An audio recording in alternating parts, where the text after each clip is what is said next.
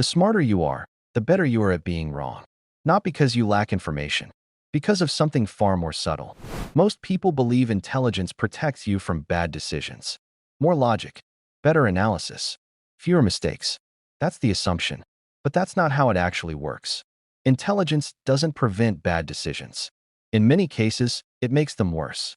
In 2000, a group of high IQ analysts at major investment firms were given the same market data. They didn't just miss the dot-com crash. Many of them doubled down as things collapsed. These weren't careless people. These were some of the most analytically sharp minds in the room. So what happened? They weren't wrong because they lacked intelligence. They were wrong because of what they did with it. Here's where it gets interesting. But that's not the real reason smart people fail. The real reason is something that happens before the analysis even starts. Smart people don't analyze first and decide second. They decide first. Then they analyze. It happens fast, often unconsciously. A gut feeling forms. A preference appears. And then the brain goes to work, not to evaluate the decision, but to defend it. This is called rationalization. And smart people are exceptionally good at it. Most people miss this because the reasoning looks rigorous. The logic sounds clean. The conclusion feels earned. But the conclusion was already there before the reasoning started. Higher intelligence means you're better at building arguments. You can find more supporting data. You can construct tighter logic. You can dismantle counterarguments faster. But here's the problem. That same skill works just as well for a wrong conclusion. Smart people don't just make bad decisions. They make bad decisions that are surrounded by good-sounding reasoning. And this changes everything. Because now the mistake is invisible. It's wrapped in logic. It passes the internal filter every time. There's a term for this, dysrationalia.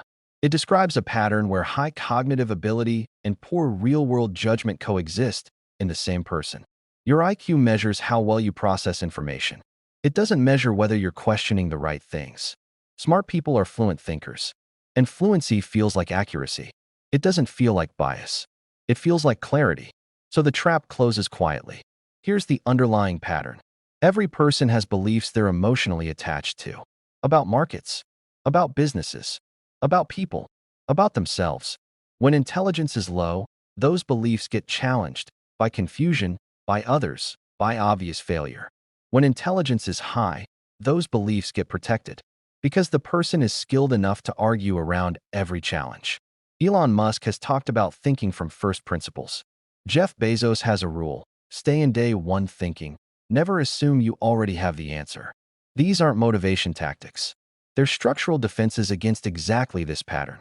They're methods for forcing the brain to evaluate before it justifies. Most people never build that defense because they don't realize they need it. Intelligence is a tool. And like any tool, what matters is what you're pointing it at. Most smart people point it at proof, at justification, at winning arguments, even with themselves. The ones who actually get it right, they point it at their own assumptions first. That's not a personality trait. It's a decision about how to use the tool. It's not about being smarter. It's about seeing what your own intelligence is hiding from you. Think deeper. See the game.